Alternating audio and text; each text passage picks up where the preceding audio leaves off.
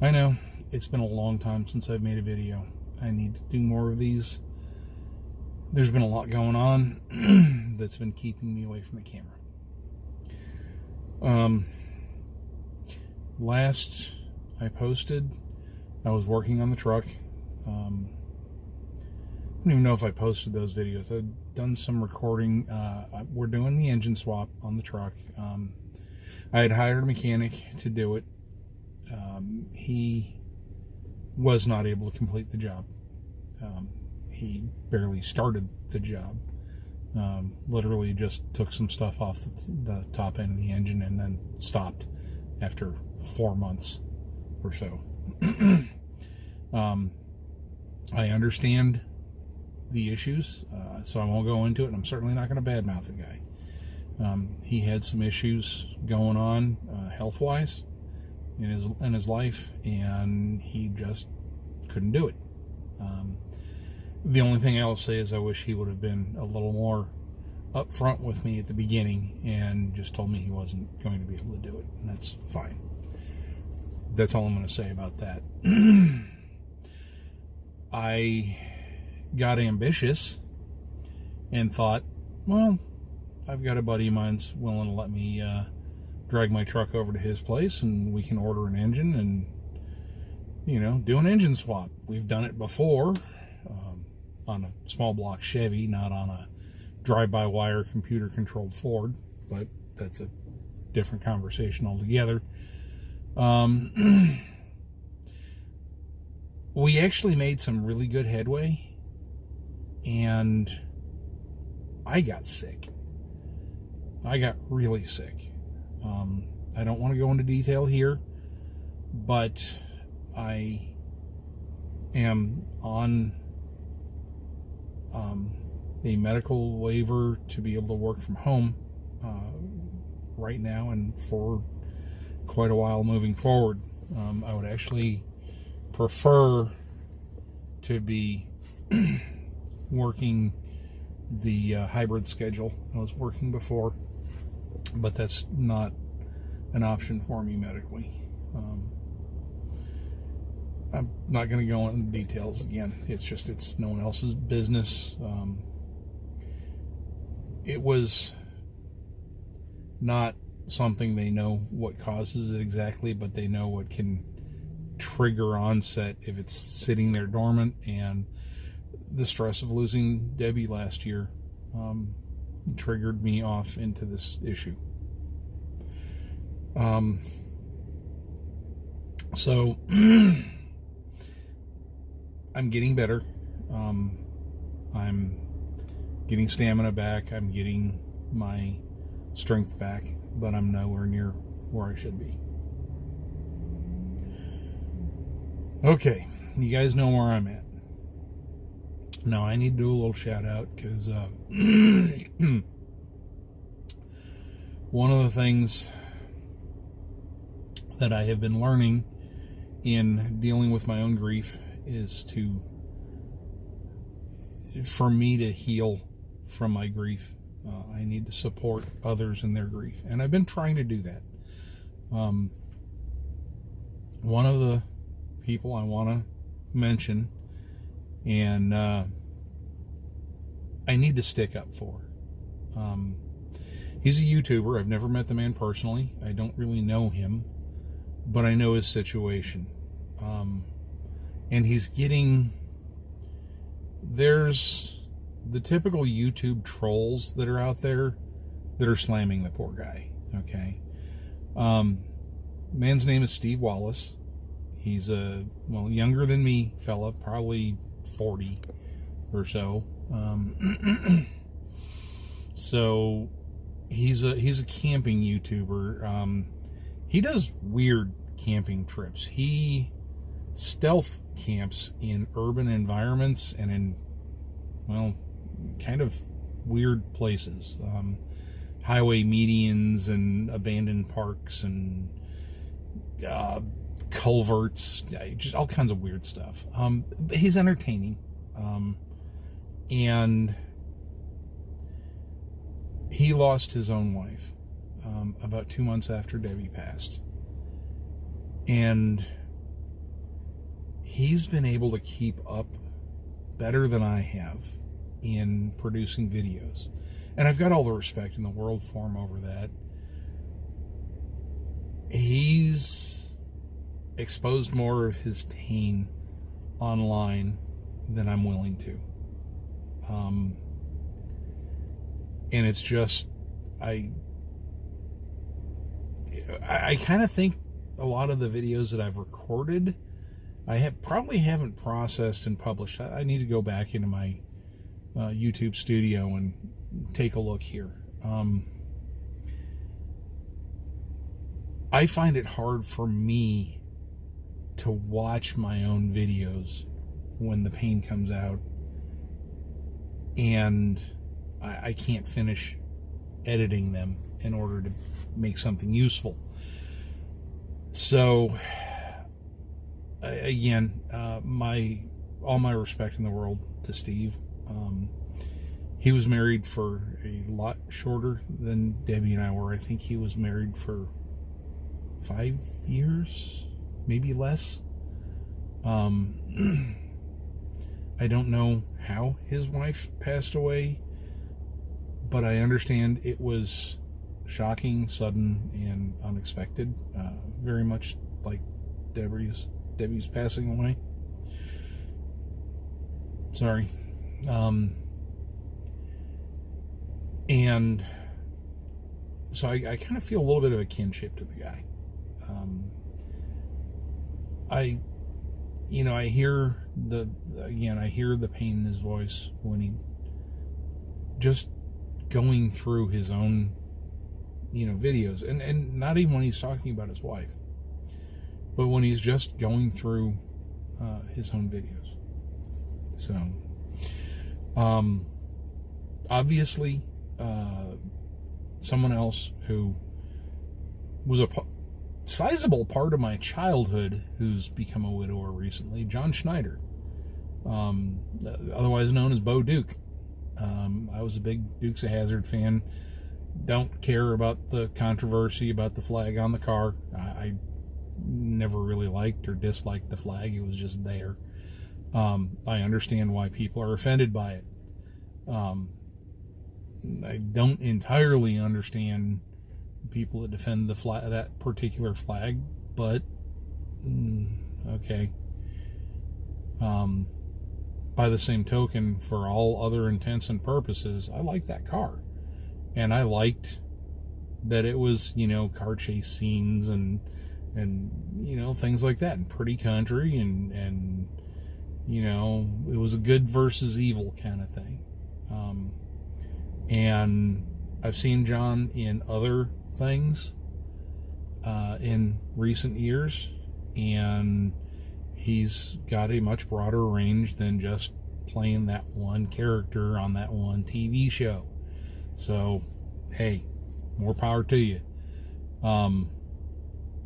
He's come out and made some videos talking about losing his wife, and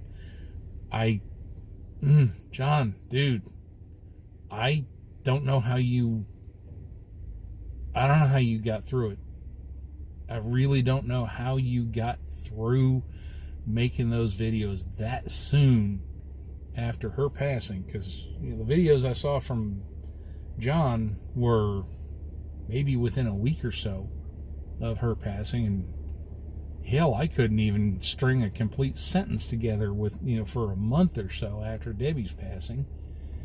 I mean, seriously, look up the, what do they call it? Widow's fog. Look up widow's fog. It kind of turns your brain into mush. I have no idea. I mean, he's trying to talk to the camera. He's trying to get his thoughts out, and he's choking back tears. And I mean, nobody's gonna insinuate that Bo Duke wasn't a man's man. He's it's nothing to be ashamed of, and that was good to see, because that's one of the things that I'm finding really hard for me, to be able to express my grief. It seems like everyone's got an expectation You know, I'm a guy, I shouldn't cry, I shouldn't whatever. And, you know,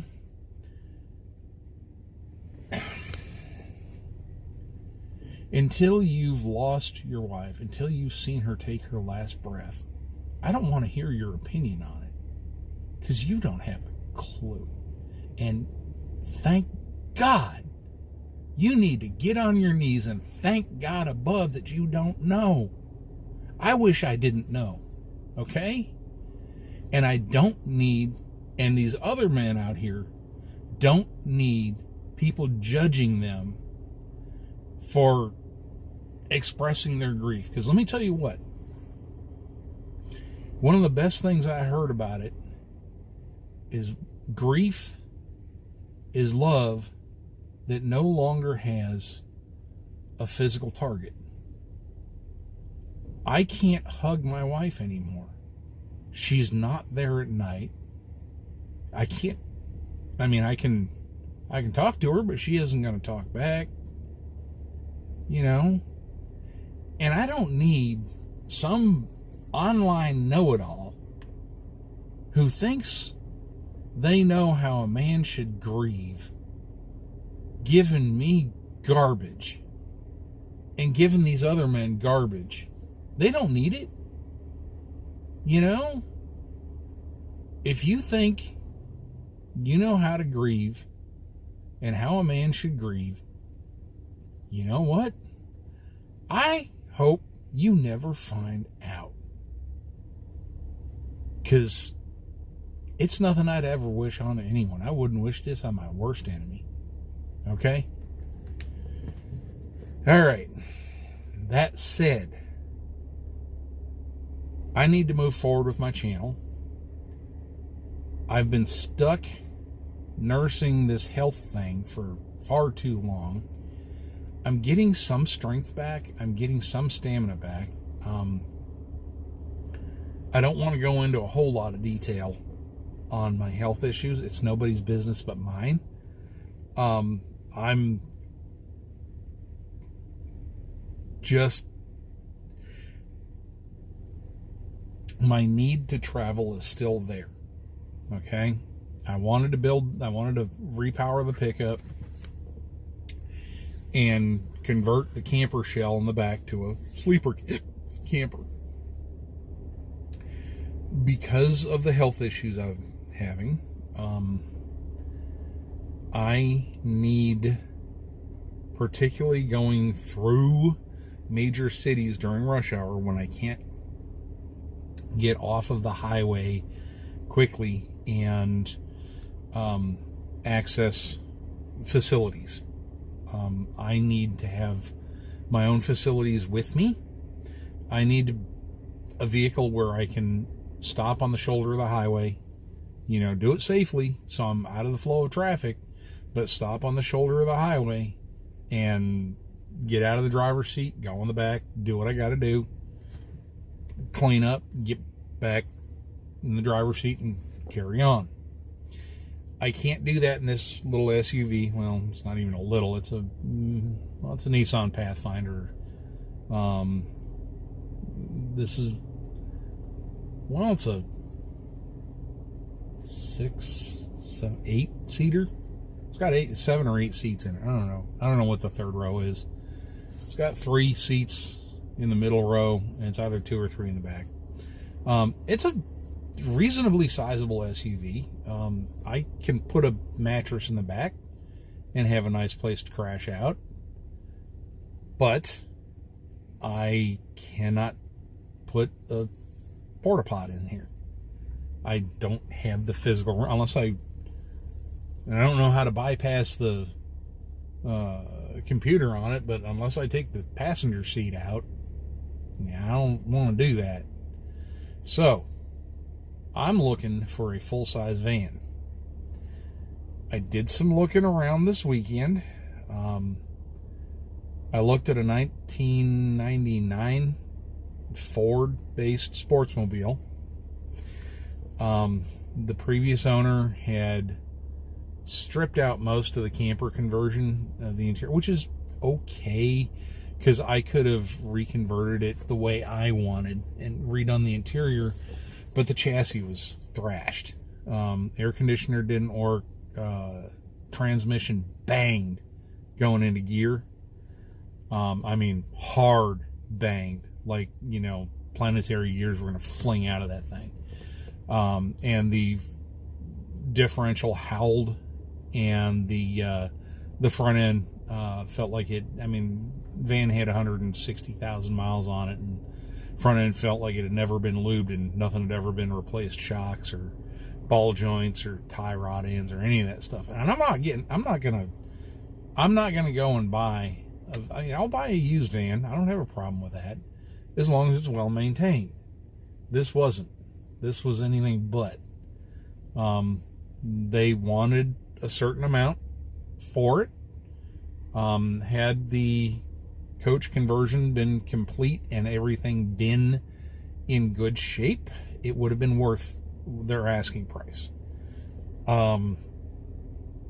Honestly, in the condition everything was in, they would have had to have paid me to take it away from them.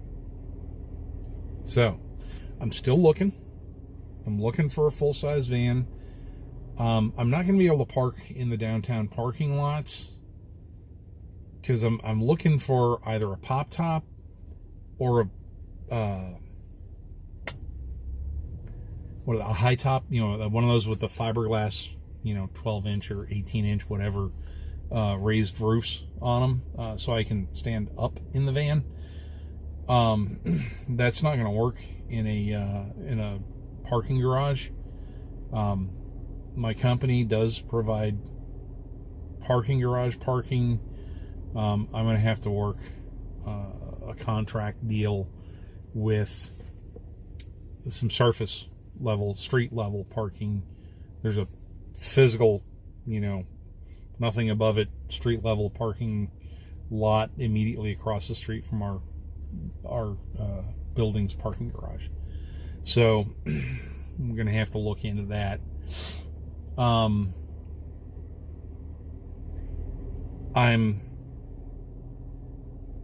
looking specifically at Ford and GM vans. I would consider a Dodge, but Dodge, I won't consider a Sprinter or any of those European style vans. The Sprinter, the Ford Transit, the Dodge, the Ram ProMaster, any of those European style vans, I won't have anything to do with them. Most of them are front wheel drive, small engines. I think the Transit uses little V6s with twin turbos, so you're shoving a bunch of boost into a tiny engine. You're just going to force the thing to blow itself apart prematurely. Honestly, if I could find one in premium shape for an affordable price, give me an old 1-ton Econoline with a Ford 460 in it, big giant lazy V8, but something that's not gonna work itself to death just chugging down the road. So that's it. I'll keep you guys appraised, you guys and gals, I'll keep you appraised as to the status of picking up a van and starting to do what I need to do to it. I'm finding quite a few standard E350 club wagons for a reasonable price. These are just big passenger vans, with side windows and the 4 or 5 rows of bench seats. That's fine. I'm finding a bunch of those, reasonable miles, reasonable price, fairly good condition, much lower miles. It's actually on my pickup truck. For the right van, I'm actually willing to do the conversion myself, as in, order a high top and have it installed. That's not a problem.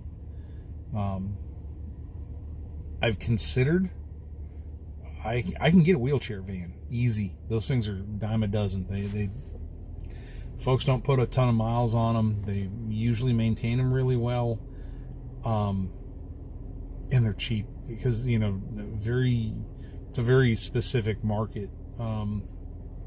However, I don't want to have to go through the hassle of having to remove a wheelchair lift.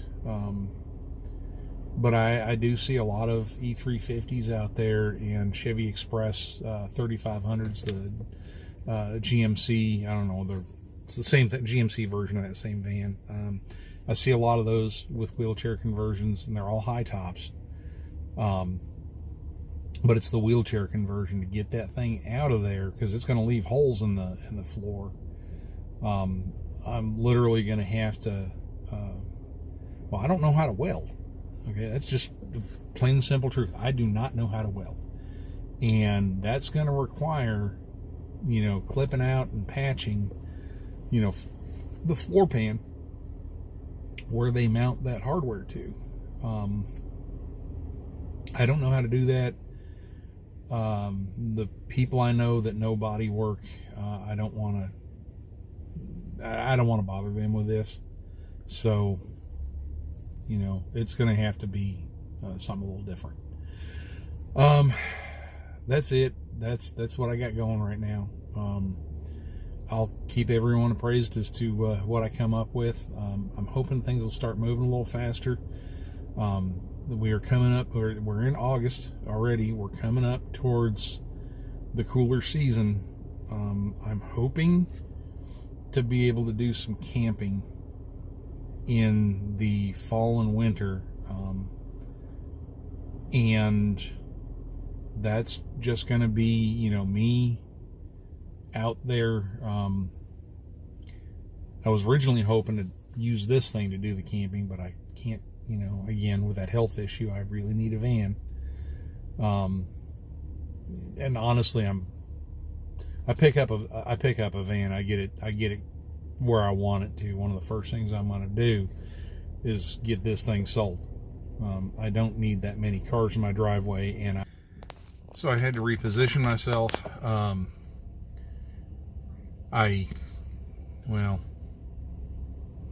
My phone acted up. I record this on my phone. So I was talking about once I get a van and get it set up the way I want it, okay, and get it, roadworthy, ready to go, run back and forth to work, run back and forth to camping trips, whatever I need to do. Once that's done, this car here is going to be sold. Okay, I've got too many vehicles already. I'm one guy. I want a van to camp in, a pickup truck to work with. Okay, I don't need a big old family SUV. The main reason I got this thing is because it was something I could get in and out of easily. Okay, so I'd be more than happy to get rid of this thing. But I've got to get me a van before then. So that's it. I'll keep y'all appraised as to what's going on. Once I get a van, once I get it, maybe we'll do a build series on that. I was thinking maybe I can pick up, a van and do a bed crosswise across the back. Of course, it's going to have to be where I'm going to have to sleep diagonal on it. The Econoline, the Ford Econoline van is 73.5 inches wall to wall on the interior. So that's, a standard twin mattress is 78 inches. So obviously I'm going to have to cut something down and sleep diagonal, or go lengthwise. And I don't really want to use up that much of the length of the van floor space. I want to, I've got to have the bathroom, and I want to have a little cabinet, place for the fridge, and a, cabinet that, will hold my stuff, and give me a little countertop that if I get socked in and I can't use a table outside, I can at least put a little butane stove in there and heat something up for dinner. So that's it. That's all I got. I thank you for watching, and well, we will have another video here soon. Again, I'm looking for a van. I pick one up, I'll definitely let you guys know. Heck, I'll even bring you along on the checking the van out journey, because man, I'm finding some duds, but you'll see. All right, I'll talk to you later. Thanks for watching my video. If you liked what you saw, please click like, subscribe, and share my content. Please go back and watch the old stuff. There's a lot of good material there for you to enjoy. And like I always say, get out there, be busy, be safe, but most of all, be blessed. I'll talk to you later.